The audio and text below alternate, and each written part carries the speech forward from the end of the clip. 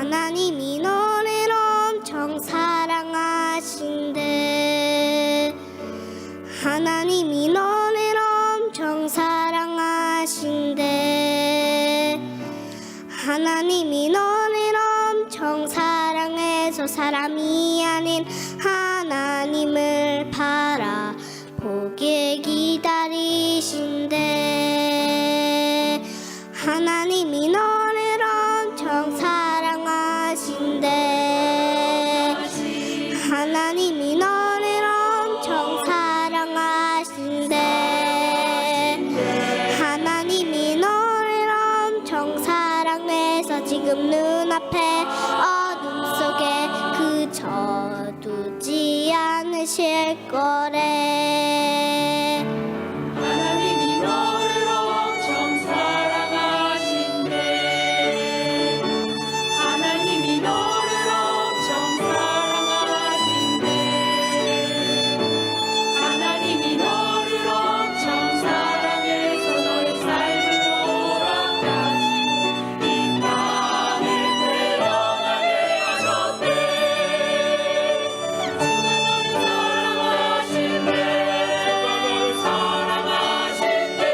주가 너를 사랑하신대. 주가 너를 사랑하신대. 주가 너를 사랑하신대. 주가 너를 사랑하신대.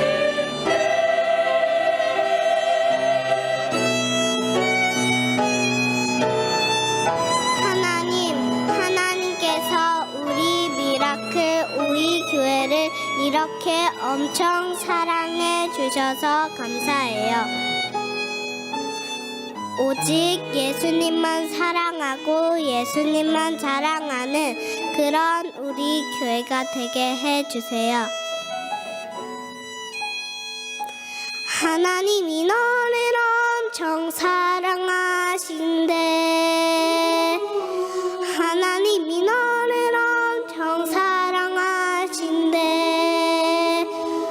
하나님이 너를 엄청 사랑해서 너의 삶을 허락하시고 이 땅에 태어나게 하셨대. 하나님이 너를 하나님이 너를 엄청 사랑하신대. 하나님이 항상 너를 사랑할 거래.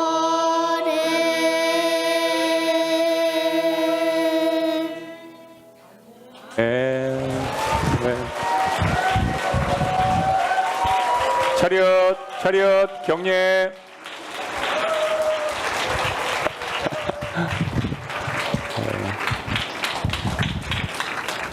우리 하임이가 오늘 감기 기운이 좀 있어서 잘 부를까 했는데 너무 잘 불렀죠.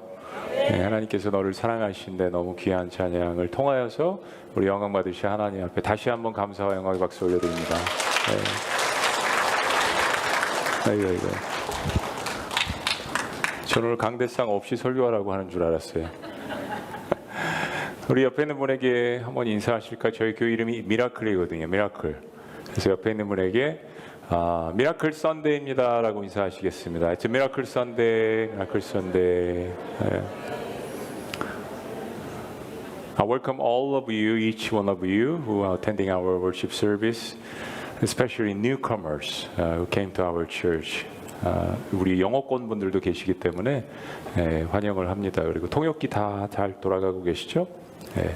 우리 시간 하나님의 말씀을 위해서 우리 자리에서 일어나 주셨으면 좋겠습니다. For the scripture reading, would you stand up, please? 우리 사도행전 3장 우리 1절에서 우리 10절까지의 말씀인데요. Acts chapter 3, verse 1 through 10. 우리 제가 한 절 읽고 여러분들 한 절 읽고 함께 교독하시겠습니다. 제 9시 기도 시간에 베드로와 요한이 성전에 올라갈새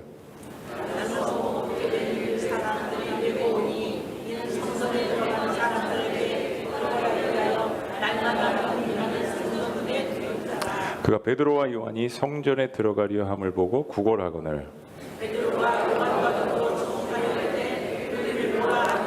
그가 그들에게서 무엇을 얻을까 하여 바라보거늘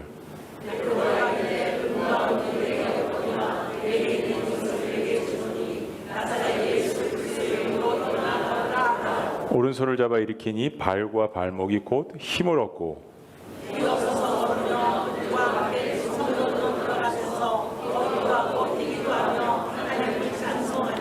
모든 백성이 그 걷는 것과 하나님을 찬송함을 보고 그가 본래 성전 미문에 앉아 구걸하던 사람인 줄 알고 그에게 일어난 일로 인하여 심히 놀랍게 여기며 놀라니라. 아멘. 오늘 참 예배가 감격스럽고 참 뜨겁습니다. 아멘. 네, 앞에 찬양도 그랬고 또 특별 찬양도 그렇고 제 마음에 그 행복감을 느꼈습니다. 이런 예배 가운데서 제가 설교를 할 수 있다는 것이 얼마나 큰 기쁨이고 또 행복인지를 하나님 앞에 감사를 드렸습니다. 아까 여러분들 막 춤추면서 찬양하셨잖아요. 감사함으로. 그 가사가 정말 마음에 와닿고 예수 우리 왕이여 찬양하는데 그냥 뭐 손을 올려야겠다라는 생각이 아니라 그냥 제 마음 가운데 하나님을 높이고 싶은 그런 자발적인 마음이 있을 정도로 우리 예배 가운데 성령님께서 운행하시는 것을 느꼈습니다. 초대교회 공동체가 그렇게 탄생을 했습니다. 예수님께서 십자가에 돌아가셨다 부활하시고 그리고 몇 날이 못 돼서 제자들이 그냥 이처럼 한 곳에 모여서 마가의 다락방에 모여서 기도를 하라고 주님께서 하셨는데 성령님께서 강력하게 임재를 하신 겁니다. 그 하나님의 영이신 성령께서 임재를 하시자 제자들이 변화됐습니다. 완전히 삶이 변화됐습니다. 뭐 예수님 부인하고 예수님 십자가에 돌아가실 때 다 도망갔던 사람들이잖아요. 그런데 하나님의 영이 임하시자 그들이 변화되고 주님께로 돌아오고 뭐 목숨이 두려워서 다 도망갔던 사람들이 돌아와서 예수님을 설교하기 시작했습니다. 그때 베드로가 설교를 했는데 남자만 3,000명이 예수님을 영접한 거예요. 그러니까 한꺼번에 이 예루살렘이라는 예수님을 믿는 거대한 기독교 공동체가 탄생을 한 겁니다. 아마 여러분들이 오늘 그렇게 기뻐하고 또 찬양하고 하나님을 바라보았듯이 2000년 전에 예루살렘 공동체도 그랬을 것입니다. 그리고 그 중에 이제 수제자였던 베드로와 또 요한이 유대 전통에 따라서 예루살렘 성전으로 들어가는데 한국말 성경에 이제 굿이라고 되어 있는데 유대인의 굿이는 오늘날의 오후 3시입니다. 유대인들은 전통적으로 예루살렘 성전에 들어가서 특별히 남자들이 9시, 12시, 3시 이렇게 시간을 정해놓고 들어가서 기도를 했습니다. 지금 예루살렘 성전이 있는데 이 성전의 문이 한 10개 정도 되거든요. 그 문 중에서 이제 동문 동쪽에 여인의 뜰 그 구역 가운데에서 한 문을 통과를 하는데 그 문이 이제 미문입니다. 이 미문을 뭐 영어로 이야기하면 a beautiful gate, 그러니까 아름다운 문이라는 거예요. 그 문을 통과해서 이제 성전으로 가려고 하는데 거기에 거린이 있었습니다. 동냥을 하고 구걸을 하는 앉은 사람이 있었는데 나면서부터 걸을 수 없었던 사람이라고 성경을 기록합니다.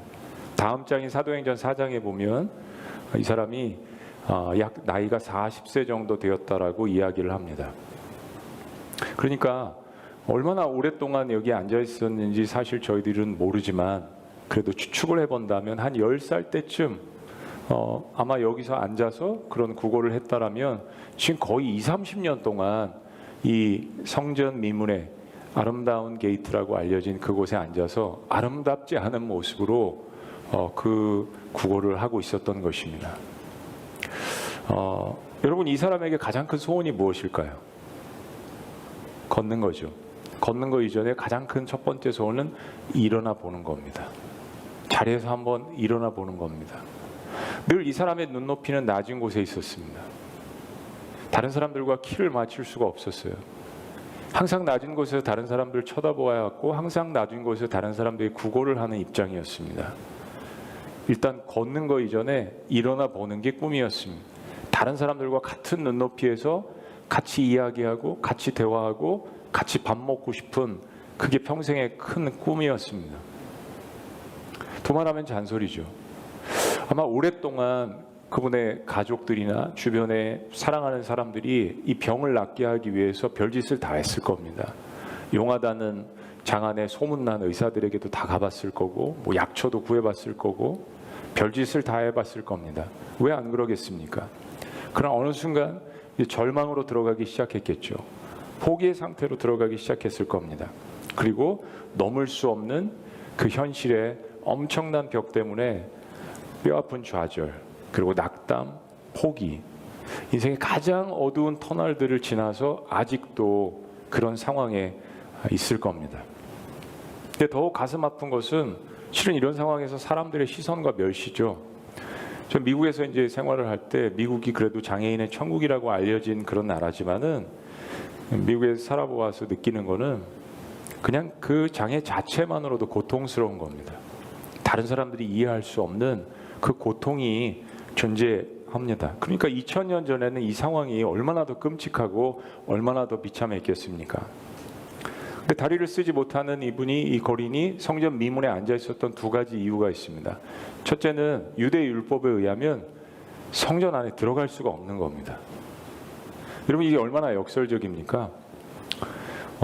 이 아름다운 문이라고 알려진 이 문은 구약 성경에서 왕의 문이라고 그렇게 별칭이 있을 만큼 아름다운 문입니다. 요세푸스라는 역사학자가 여기를 이제 들어가 보고 기록을 하기를, 금과 은과 황동으로 두 개의 기둥이 있습니다. 그리고 이중문이고 이게 높이가 23m입니다. 우리 이 학교의 이 천장이 지금 얼마나 될까요? 한 10m? 이거 한 2배 정도 되는 굉장히 높은 기둥이 금과 은으로 되어 있습니다. 그래서 왕의 문, 아름다운 문으로 된 거예요. 그런데 유대 율법에 의하면 장애가 있거나 이방인이거나 몸에 하자가 있거나 율법에 어긋나는 사람들은 성전을 들어갈 수가 없었습니다. 여러분, 이게 얼마나 역설적입니까? 소외된 사람들은 실은 가장 먼저 성전에 들어가야 하는 사람들이에요. 근데 이 사람들은 성전에 들어갈 수가 없었습니다. 이 마음 가운데 엄청난 절망과 낙담 가운데 있는 이 거린이 평생에 그냥 한 가지 소원만 있었을 거예요. 내가 일어나 보지 않아도 좋으니까, 내가 걷지 않아도 좋으니까 이 성전문을 통과해서 이 성전 안에 들어가서 우리가 믿는, 유대인들이 믿는 여호와 하나님께 기도라도 한번 실컷 해봤으면 좋겠다. 도대체 하나님, 무엇 때문에 나에게 이런 고통을 주셨습니까? 무엇 때문에 이런 깊은 터널과 고난이, 낙담이 나의 삶 가운데 찾아왔습니까? 이거 제 잘못도 아니잖아요, 하나님. 라고 하나님 앞에 간곡하게 애통하면서 하나님 앞에 그렇게 울부짖어 보는 것 하나만으로도 그런 소원을 가졌을 것 같아요. 누가 하나님, 저를 좀 데려다가 이 미문을 통과해서 성전 안에 깊숙이 들어가서 하나님 앞에 좀 생따라도 써보고 싶은 그런 마음이 이 사람의 소원이지 않았겠습니까? 참 인생의 역설입니다. 가장 필요한 사람들이 성전 안에 들어가야 하는데 그렇지 못한 시대. 두 번째는 이 거린이 거기 앉아 있었던 것은 생계를 위해서 그런 거죠. 먹고 살아야 되잖아요. 먹고 살아야 또 인생을, 내일을 살아갈 수 있잖아요. 나쁜 사람들이 이 사람을 성경 말씀에 보면 다른 사람들이 메어다가 매일 아침에 거기다가 이제 데려다 놓은 겁니다. 그 사람들이 돈을 벌 목적으로 그런 사람들을 이용하는 사람들이었는지 아니면 가족들이 그렇게 했는지 그건 알 수 없지만 분명한 거는 이 사람은 거기서 적선을 하고 있었습니다. 참 하나님의 타임이라는 것은 기가 막힙니다. 기독교 공동체가 그렇게 탄생을 했어요. 그리고 이 사람 나이가 40세쯤 됐다고 했는데 그때쯤 예수님께서 유대에 오신 겁니다. 그리고 예수님도 자라나셨고 나사렛에서, 그리고 지금 이 시점이 돼서 이제 예수님은 십자가에 돌아가셨다 부활하시고 예수님의 제자들이 성전으로 들어가는 그 길에 매일 그렇게 동냥을 하고 구걸을 했던 그 거린이 만나게 된 겁니다. 3절 말씀에 보면 구걸을 했다고 하면, 선생님 한 푼만 주십시오. 오늘 먹을 양식이 필요합니다. 이 불쌍한 자에게 은혜를 베풀어 주십시오 하고 했던 거죠. 사랑하는 여러분, 얼마나 그런 그 간절함이 느껴졌는지 베드로와 요한 같은 경우에 지금 기도하러 들어가는 겁니다. 그러면 그냥 뭐 5,000원, 10,000원 이렇게 해가지고 거기 주고 지나가면 되잖아요. 그게 우리의 일상적인 삶의 모습입니다. 아니면 그냥 지나치든지. 그런데 하나님께서 베드로와 요한 마음 가운데 강력한 이 사람을 만나라는 음성을 주신 겁니다. 참 그 신기한 게 성경을 여러분 잘 보시면 하나님께서 특히 예수님께서 이 땅에 오셔서 많은 군중들에 휩싸여 계십니다. 왜 안 그러겠어요? 기적을 일으키시고 놀라운 말씀을 선포하시고 죽은 자도 살리시고 뭐 만유인력의 법칙을 거스리는 물을 걸으시고 창조주시니까 그런 놀라운 역사를 하는데 사람들이 왜 관심이 없겠어요? 오병의 기적을 보고 떡을 먹으려고 계속해서 사람들이 구름대처럼 몰려다녔습니다. 그런데 예를 들어서 요한복음 4장에 보시면 그 모든 무리를 뒤로 하고 한 사람을 찾아서 가신 사마리아 수가성 여인, 남편을 5이나 두었고 그 지역에서 왕따를 당하고 멸시를 당하는 그 여인을 예수님께서 일부러 요한복음 4장에 보시면 내가 그리로 갈새, 유대인들은 사마리아를 통과하지 않습니다. 너무 미워했어요. 근데 의도적으로 예수님께서 가셨어요. 오늘 이 장면도 지금 예루살렘 교회가 한 번의 설교로 3,000명이 예수님을 남자들만 믿었으니까 거의 10,000명 정도 되는 기독교 인구가 생겨난 거예요. 근데 그들을 섬기는 사람은 12제자밖에 아직 없습니다. 그러니까 얼마나 목회가 바빴겠어요. 그런데 하나님께서 이 거린 한 사람에게 주목하라고 하시는 겁니다. 하나님의 마음이 모든 사람들 가운데 있으시지만 군중 속에서 한 사람 한 사람을 찾아가십니다. 오늘 이 시간도 이 말씀을 통해서 찾아가시는 분이 있을 거예요. 성전 미문에 앉아서 그렇게 구걸했던, 한 푼만 오늘 주십시오라고 했던, 평생을 일어나 보지 못했던 이 사람, 4절 말씀에 베드로가 요한이 하나님의 음성을 듣고 주목합니다. 베드로가 요한과 더불어 주목하여 이르되 우리를 보라 하니. Look at us. 이거는 지금 이 사람이 잔뜩 뭔가를 기대하는 마음을 만들게 하는 거잖아요. 우리를 주목하라. 아니 거기서 아이고 죄송합니다 하고 이렇게 뭐 적선하고 축복합니다라고 갈 수 있는데 그게 아닙니다. 주목하라고 했습니다.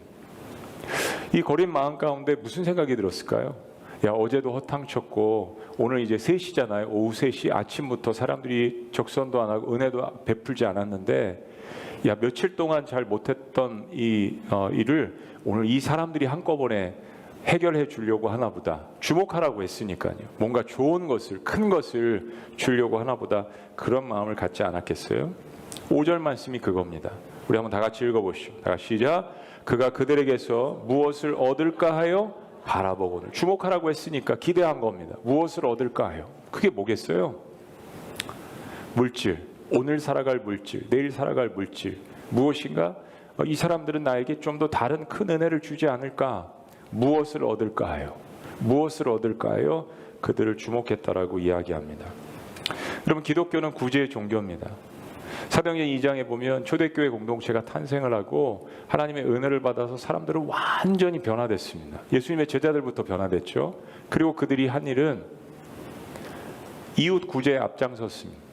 자신의 재산, 자신의 물질 이런 것들을 팔아서 필요에 따라서 나눠주기를 시작했습니다. 굉장히 급진적인 공동체가 된 거죠. 그리고 이웃을 사랑하는 그 마음과 더불어서 예수는 그리스도라고 이제 복음을 외쳤죠. 그렇습니다. 기독교는 정말 이웃 구제에도 앞장서는 그런 종교입니다. 우리나라 구한말 시대 때 기독교가 들어와서 한 일이 뭡니까? 고아원, 양로원, 학교, 자선사업. 그때 여러분 배우셨겠지만 무슨 뭐 물산 장려 운동, 이건 영어로 통역 잘 안 되겠다.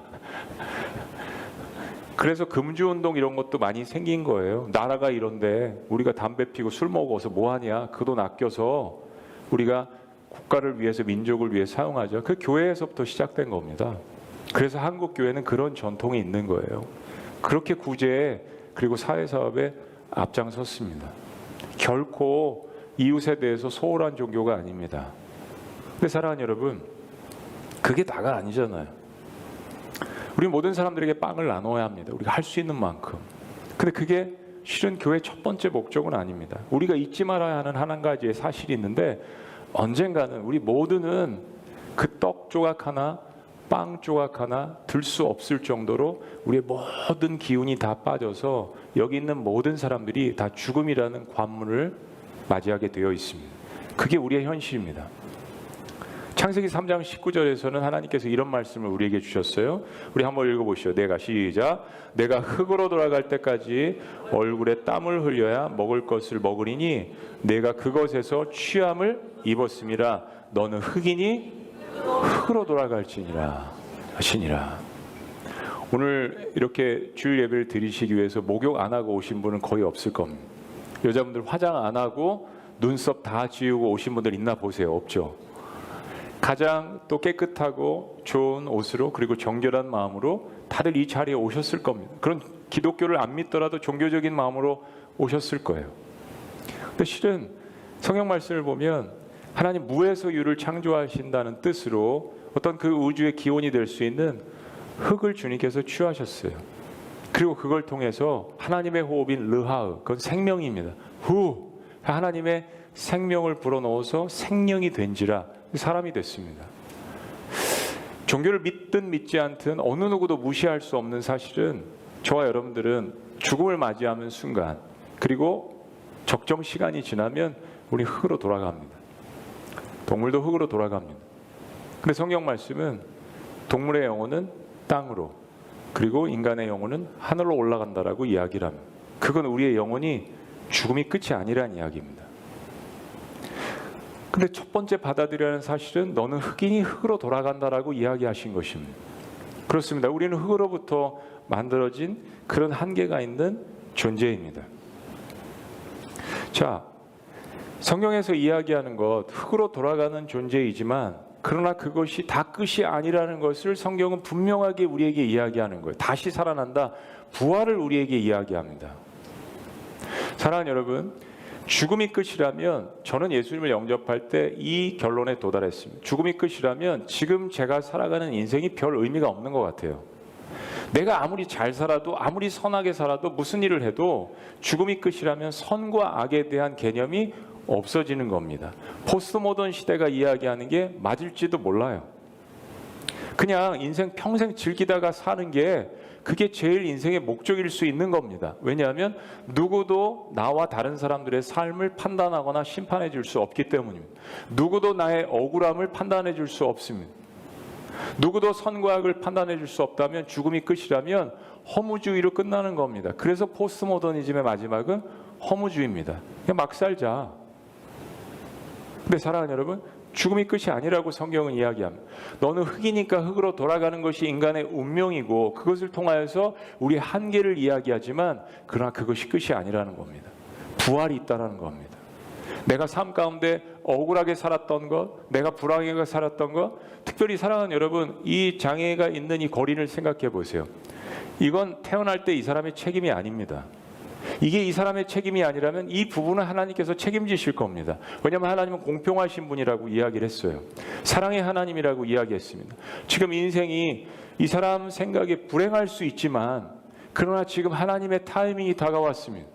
그 타이밍이 뭐냐면 모든 군중들을 뒤로하고 하나님의 시선은 수십 년 동안 성전 미문에 앉아서 성전을 들어갈 수 없는 상황 가운데 구걸했던 이 거린에게 있습니다. 그게 하나님의 공평하심이죠. 그리고 그 장애는 본인의 생각 때문에 결정 때문에 일어난 사건이 아닙니다. 그래서 하나님은 더 공평하게 이 사람에게 가셨던 거죠. 그리고 베드로와 요한은 하나님의 이 마음을 알아차렸습니다. 그리고 이렇게 선언합니다. 우리 6절 말씀입니다. 6절. 베드로와 요한을 통해서 하나님에게 선포하시는데 오늘 이 말씀을 받을 사람들이 있습니다. 그것이 모든 여러분들이 되기를 원합니다. 자, 6절 다 같이 읽어보시죠. 시작. 베드로가 이르되 은과 금은 내게 없거니와 내게 있는 이것을 내게 주노니 나사렛 예수 그리스도의 이름으로 일어나 걸으라. 자, 첫째는 은과 금은 내게 없다라고 선언한 겁니다. 여러분, 대한민국에서 그런 얘기들을 드라마나 소설이나 우리도 많이 하는 것 같아요. 대한민국에서 돈으로 안 되는 거 없다. 이런 얘기 많이 들어보셨죠? 이건 나라가 많이 썩어 있을 때 하는 이야기입니다. 그죠? 부패했을 때 대한민국에서 돈으로 안 되는 거 없다. 맞는 것 같아요. 근데 잘 생각해 보시면 돈으로 안 되는 일 정말 많습니다. 아무리 억만금을 가져도 자녀 문제 돈으로 해결 안 돼요. 수백억 원을 쌓아놔도 부부관계 치료 안 됩니다. 질병, 갑자기 생긴 그 질병, 생로병사의 문제는 누구나 맞이하는 건데 그거 수조 원을 갖고 있어도 그 문제 해결 안 되잖아요. 우리 정치인들의 모습도 보았습니다. 굉장히 높은 자리에 있는데 그 권세와 돈으로 해결 안 되는 문제들이 너무 많아요.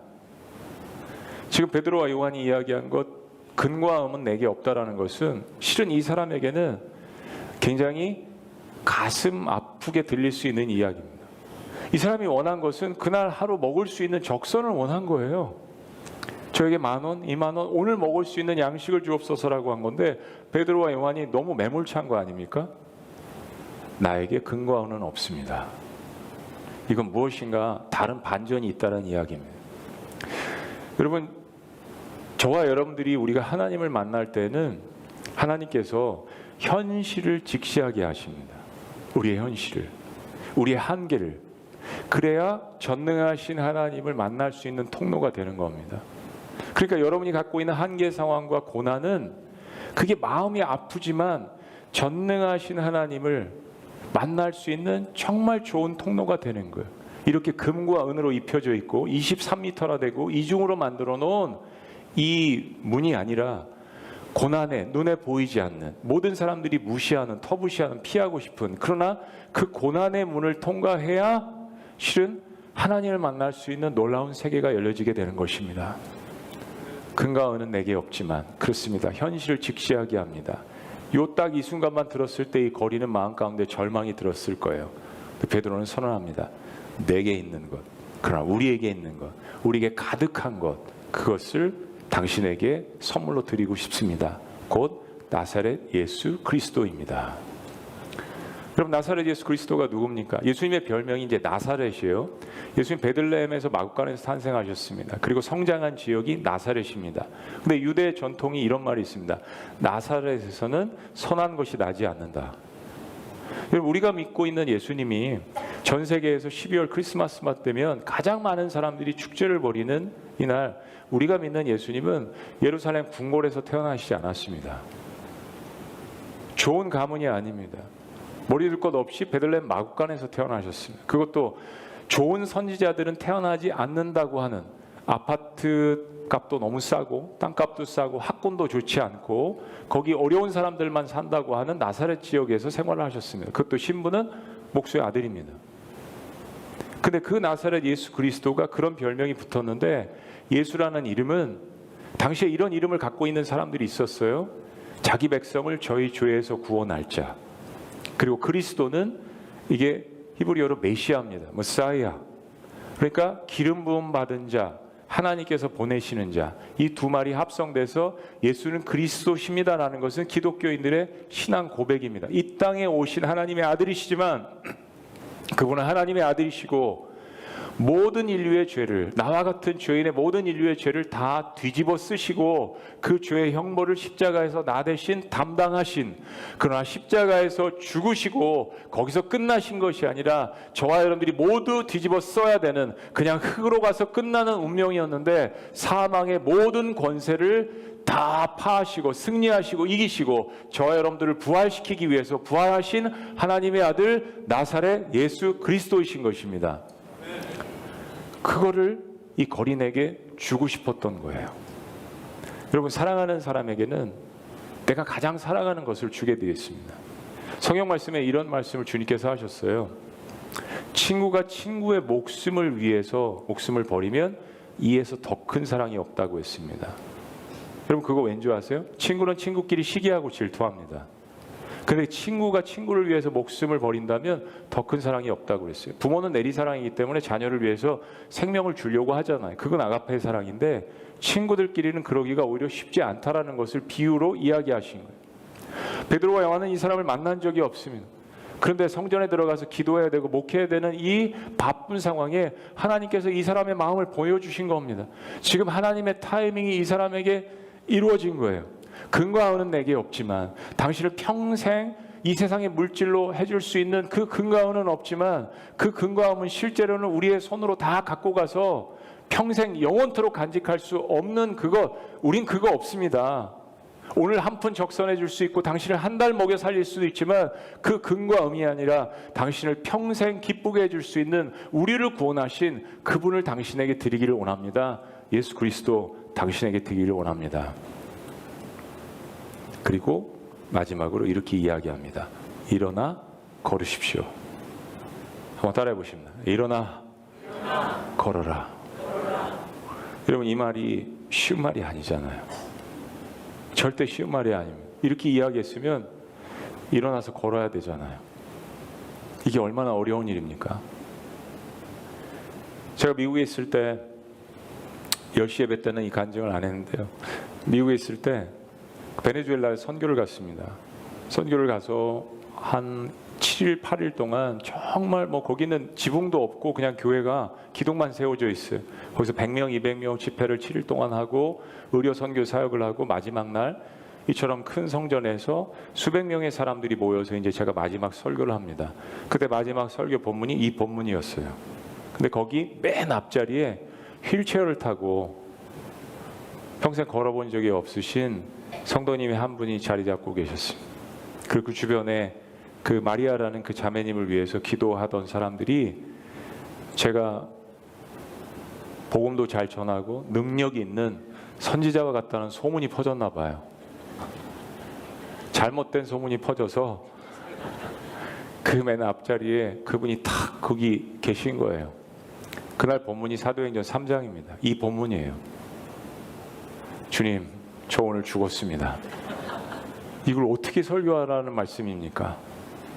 설교하는 내내, 그리고 설교 준비하기 전에 집회 2시간 전부터 와서 계시더라고요. 난민은 뭐 때로는 뭐 시간에 어떤 그 정함이 없어요. 정말 설교를 하면서 이제 통역 설교였죠. 정말 마음이 너무 힘들었습니다. 그런데 결론을 말씀드리면 그렇게 열심히 설교하고 열정적으로 설교하고 사랑의 마음으로 설교하고 그리고 모든 사람들이 다 일어나서 그 마리아 자매님을 위해서 기도했는데 결국 일어서지 못했습니다. 제 마음 가운데 엄청난 자책감 그리고 실패감이 밀려왔습니다.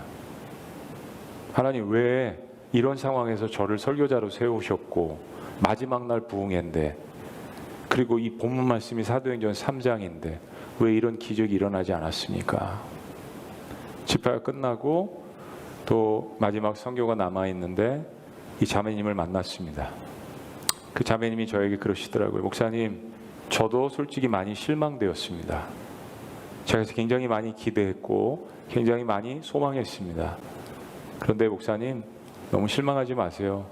목사님이 전해주신 그 예수 그리스도를 제가 다시 한번 마음 가운데 소망을 품었습니다. 라고 고백을 했습니다. 오히려 그 자매님이 저를 위로했습니다. 그리고 저에게 그렇게 말하는 듯 했어요. 목사님, 일어나 걸으십시오.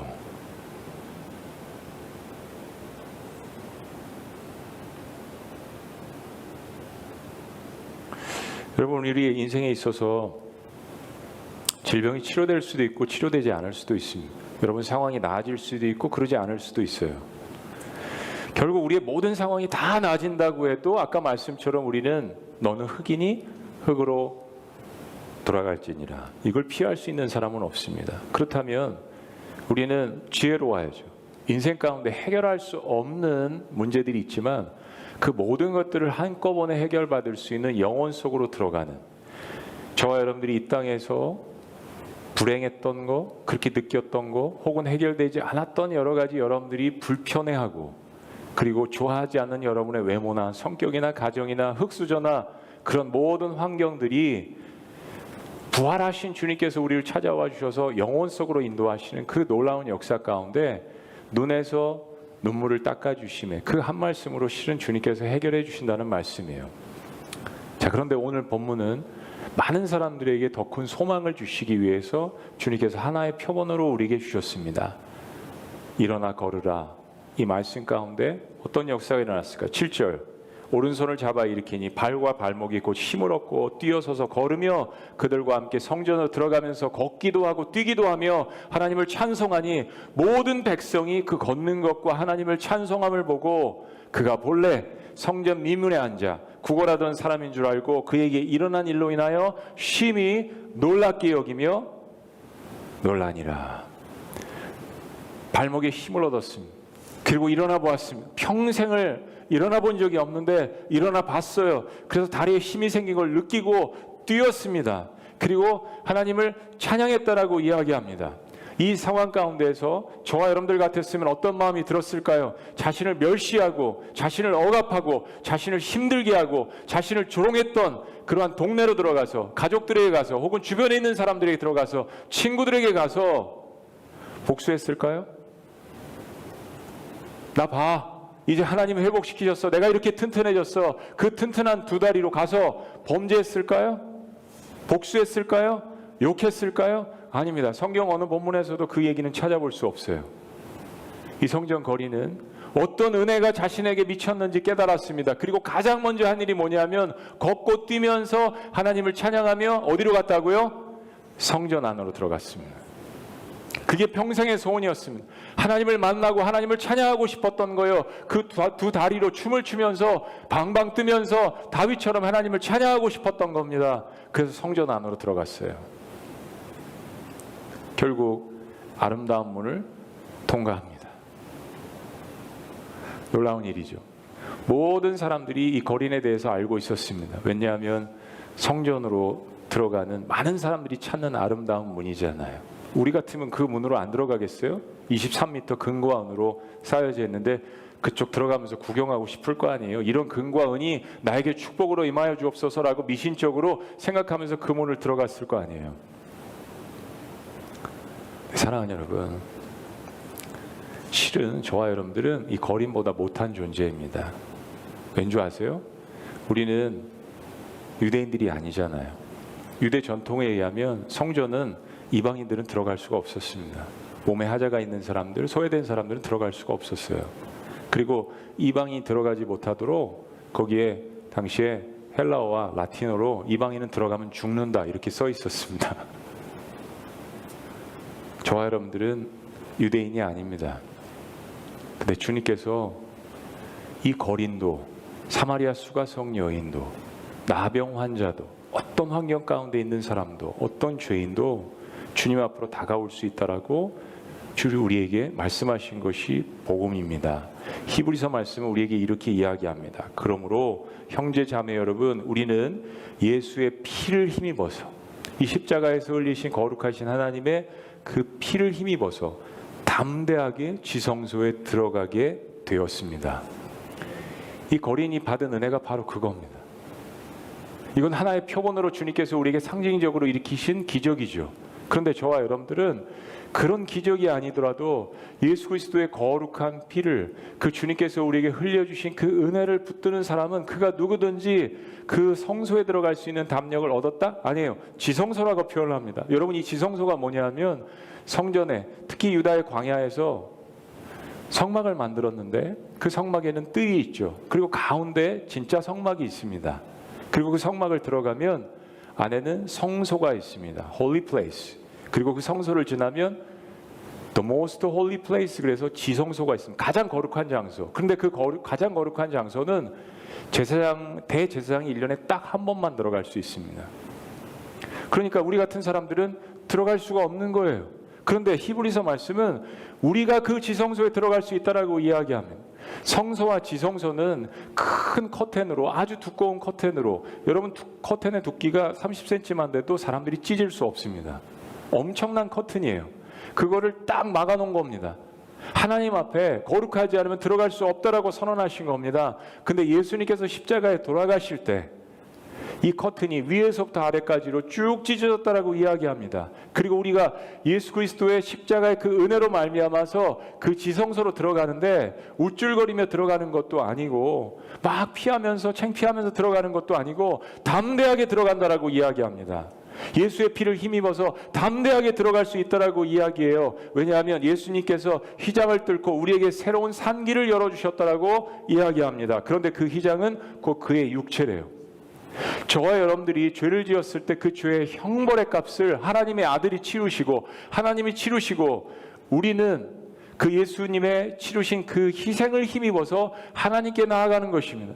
누군가는 나를 대신해서 희생해서 그 형벌을 치루어야 내 죄값이 치루어져서 나는 의인이 되는 것인데, 그 형벌을 치른 것이 나와 똑같은 흙으로 돌아갈 수 있는 인간이 아니라 누구예요? 거룩하신 하나님이 나를 대신해서 뒤집어 쓰셔서 그 역할을 하셨다라는 거예요. 그래서 이는 저를 믿는 자마다, 그 하나님의 아들을 믿는 자마다 영생을 얻게 하려 하시는 그 말씀이 저와 여러분들에게 임하게 된 것입니다.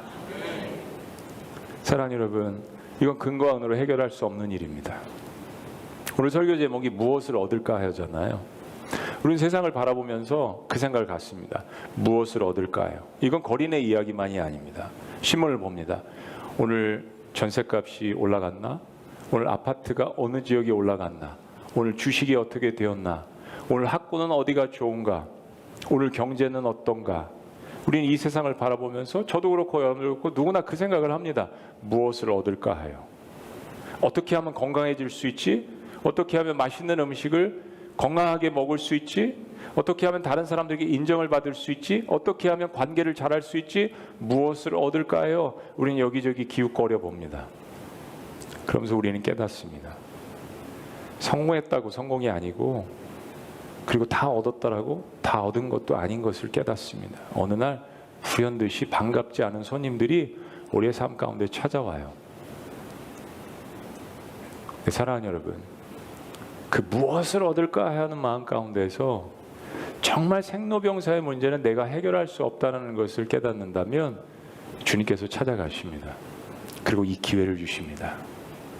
야, 근과 은이 아니라 아들아 딸아, 예수 그리스도의 이름, 내 아들의 이름으로 일어나 걸으라.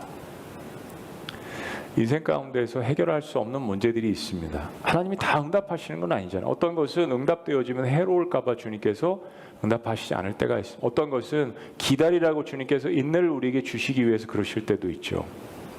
근데 인생 가운데서 해결할 수 있는 한 가지의 문제, 영적 장애, 이것만큼은 우리가 해결할 수 있는 방법을 주님께서 제시해 주셨습니다.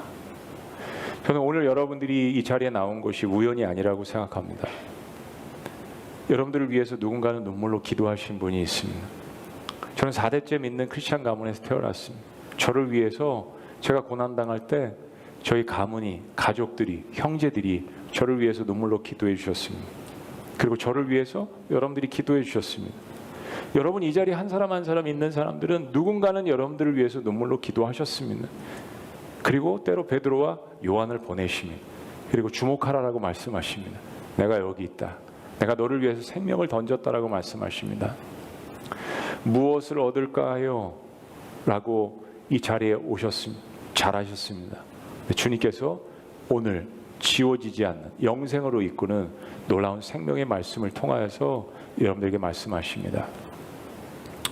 여러분, 이런 시간은 실은 인생 가운데 자주 오지 않습니다. 저도 4대째 믿는 집안에서 태어났지만 이런 시간을 고3 때 맞이했습니다. 그때 저 맨 뒤에서, 그때 학생부 회장도 하고요, 교회에서 이름난 청소년이었는데 저 맨 뒤에 있다가 꽤 먼 거리였어요. 앞으로 나와서 무릎 꿇고 예수를 믿었습니다. 사람들이 수군거는 소리가 들렸어요. 저 예수님 믿었던 거 아니야? 제 청년부 회장 아니야? 학생부 회장 아니야? 제 장로님, 권사님 아들 아니야? 근데 그런 소리가 들리긴 했지만 영적으로 전혀 문제가 되지 않았습니다. 오늘 내가 나의 창조주이신 하나님 아버지를 만나는데 내가 오늘 그거 선언해야지. 그날 목사님 설교는 그다지 훌륭한 설교가 아니었습니다. 근데 하나님께서 저를 부르시는 것을 느꼈습니다. 저를 사랑하시는 것을 느꼈어요. 오늘 무엇을 얻을까 하여 여러분 인생 가운데 이 자리에 오셨다면 주님께서 여러분을 부르십니다. 이건 세상과 나는 간 것 없고 하나님만 바라보는, 어차피 우리를 힘들게 하고 또 여러분들을 모함하고 여러분들을 괴롭히는 그 사람들의 말이 여러분의 정체성이 될 수는 없습니다. 그러시면 안 돼요. 하나님께서 여러분을 향하신, 하나님이 세상을 이처럼 사랑하사 내가 너를 이처럼 사랑하는데 그래서 내 독생자 아들을 너를 위해서 죽었는데 너의 목숨값은, 너의 정체성은 내 사랑하는 아들의 정체성인데 나는 그것이 여러분들의 정체성이 되기를 주의 이름으로 축복합니다. 이 시간 그런 의미에서 주님께서 이제 말씀하십니다. 일어나 걸어라. 이건 영적인 의미로 말씀하시는 거예요. 그동안 삶 가운데 무엇을 얻을까요? 헛된 것을 위하여서 나갔다면 이제 진짜 일어나. 그리고 걷자. 나와 동행하자. 내가 함께 할 것이야. 라는 이 주님의 음성.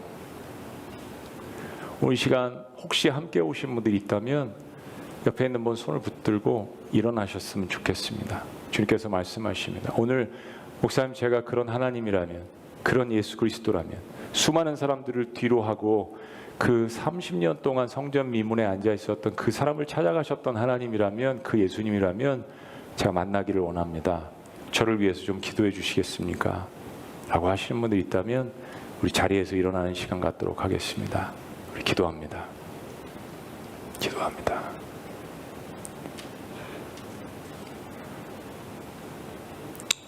그렇습니다. 나사렛 예수 이름으로 명하노니 일어나 걸으라. 우리 그런 분들이 있다면 자리에서 일어나십니다. 감사합니다. 용기를 내어서 일어나 봅니다. 감사합니다. 감사합니다. 여러분 일생일 때 너무 중요하고 좋은 고백입니다. 감사합니다.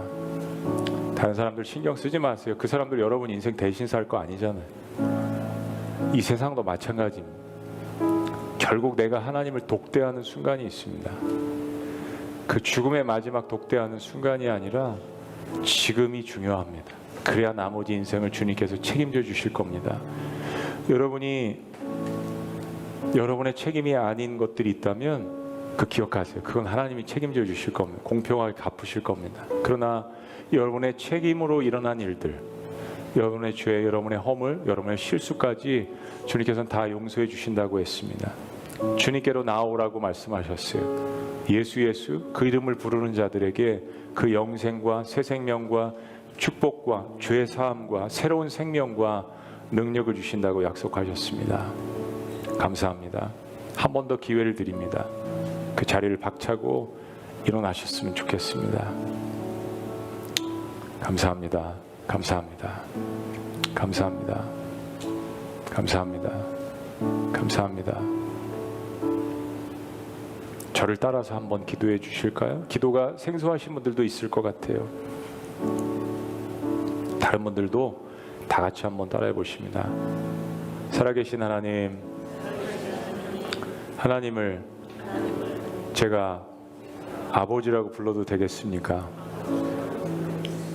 저를 창조하셨기 때문에 영적인 아버지라고 부르고 싶습니다. 그리고 이 시간 하나님께서 저에게 보내주신 하나님의 아들이신 예수님을 저의 삶의 주인으로 영접하기를 원합니다.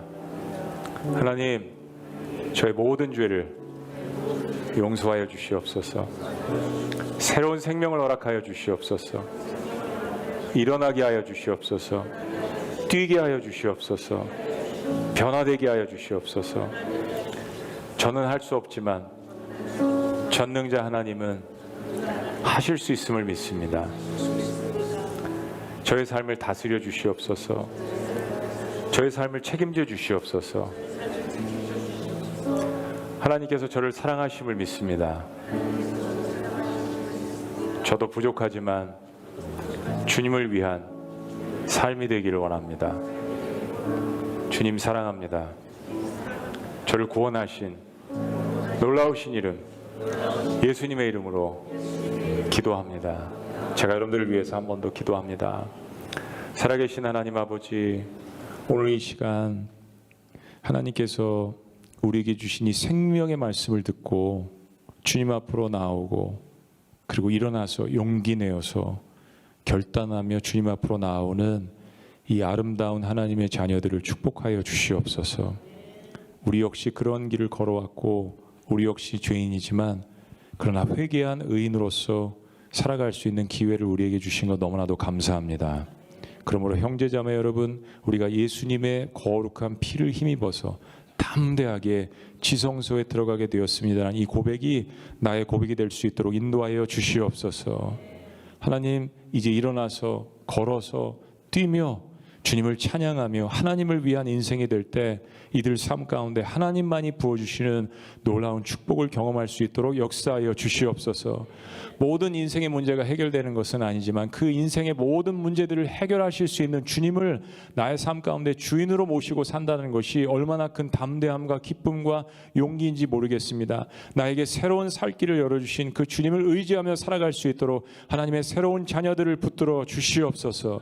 그리고 교회 공동체를 통하여서 더불어 살아가게 하여 주시고 함께 웃고 함께 울 수 있는, 서로가 서로를 위해서 기도하며 울어줄 수 있는 공동체를 섬길 수 있도록 역사하여 주시옵소서.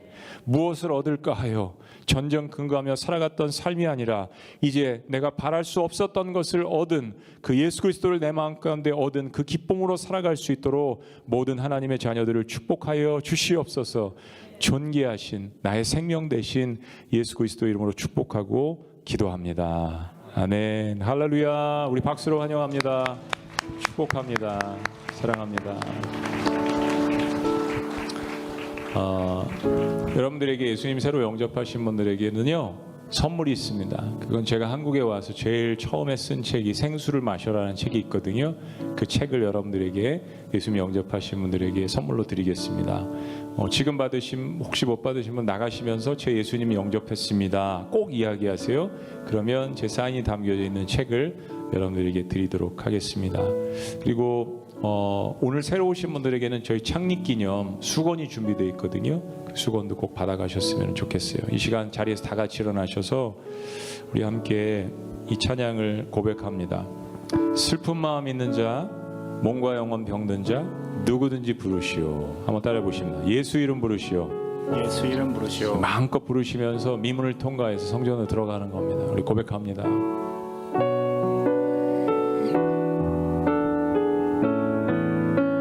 슬픈 마음 있는 자, 슬픈 마음 있는 자, 몸과 영혼 병든 자 누구든지 부르시오. 예수 이름 부르시오. 그 이름을 믿는 자, 그 이름을 외치는 자, 그가 어떤 사람이든 그는 구원하리니. 예수 예수 예수 예수 오 능력의 그 이름 예수 나 외쳐 부르네. 예수 예수 오 구원의 그 이름 예수 나 외쳐 부르네. 예수 그리스도. 다시 한번 고백합니다. 능각은 내게 없으나 나 가진 건 너에게 주니. 능각은 내게 없으나 나 가진 건 너에게 주니. 능력의 이름 예수라 그 이름을 붙드시오. 아멘. 그 이름을 믿는 자, 그 이름을 외치는 자, 그 이름을 외치는 아멘. 자, 그가 어떤 사람이든 그가 어떤 사람이든 그는 주의 영광 보리라. 외치실까요? 예수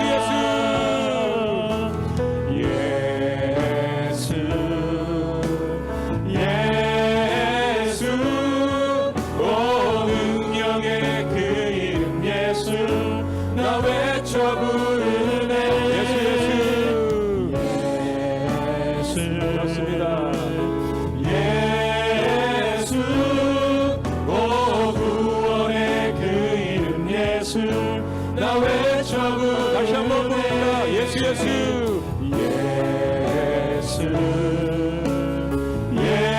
예수 오 능력의 그 이름 예수 나 외쳐 부르네. 예수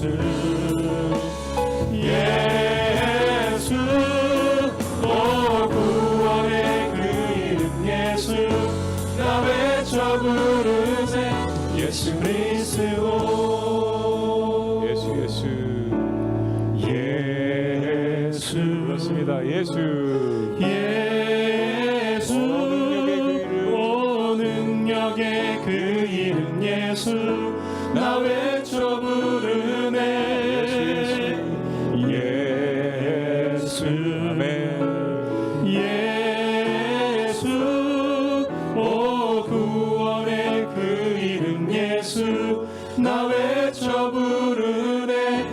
예수 그리스도. 할렐루야. 여러분이 외치신 그 예수 그리스도가 여러분 삶을 책임져 주시고 또 새 생명을 주시고 여러분 삶을 영원토록 이끄실 것을 주의 이름으로 축복합니다. 기도하시겠습니다. 전능하신 하나님, 썩어질 수밖에 없었던 저희 영혼에게 예수 그리스도를 통하여서 다시 한번 르아의 생명의 호흡을 불어넣어 주신 것 너무나도 감사합니다. 오늘 처음으로 예수 그리스도를 영접하고 자신의 삶을 결단한 그 한 사람 한 사람을 주님이 기억하여 주시옵소서. 내가 너와 함께함이니라. 나는 너의 하나님이 됨이니라. 나의 의로운 오른손으로 너를 붙들리라. 놀라지 말라. 두려워 말라. 하나님, 그 은혜에 감사하여서 우리의 삶의 일부를 떼어 오늘 주님 앞에 드립니다. 하나님, 그 물질을 드리고 삶을 드리고 기도를 드리고 생명을 드리는 그 귀한 사랑을 기억하여 주시옵소서. 그리고 이것이 쓰여지는 것마다 정말 나 같은 사람 하나가 주님께로 돌아와서 예수 그리스도를 만나는 놀라운 그 성전 미문의 축복이 일어날 수 있도록 역사하여 주시옵소서. 하나님, 미라클 오이교를 기억하여 주시옵소서. 우리 교회를 통하여서 그런 영적인 기적들이 일어나기를 원합니다. 우리가 예배하고 기도하는 곳마다 마가의 다락방에 기적이 일어날 수 있도록 인도하여 주시옵소서. 그리고 우리가 여기서 예배하기 때문에 그 영적인 축복이 이 GSIS 학교에도 선생님들에게도 자녀들에게도 기독교 학교인 만큼 총교장 선생님을 더불어서 이곳에 일하는 모든 사람들이 그러한 기독교 학교의 가치를 가지고 그들을 말씀으로 기도로 양육하는 그러한 놀라운 하나님이 확장시키신 교육 공동체가 될 수 있도록 축복하여 주시옵소서. 이 집회를 위해서 섬기신 모든 분들 한 사람 한 사람 기억하여 주시고 주를 위해서 애쓴 모든 것들을 갚아주시는 놀라운 역사가 있게 하여 주시옵소서. 이제는 우리 주 예수 그리스도의 은혜와 하나님 아버지의 극진하신 사랑과 성령님의 감화교통 역사하심이 무엇을 얻을까요? 삶을 방황하였지만 이제 내가 원하는 것보다 가장 큰 존귀한 예수 그리스도를 얻은 것을 기뻐하며 그 기쁨 가운데 날마다 다시 일어나는 그러한 승리하는 그리스도인이 되기를 원하는 사랑하는 모든 주님의 자녀들 가운데 지금부터 영원토록 함께 하시기를 간절히 축원합니다. 아멘.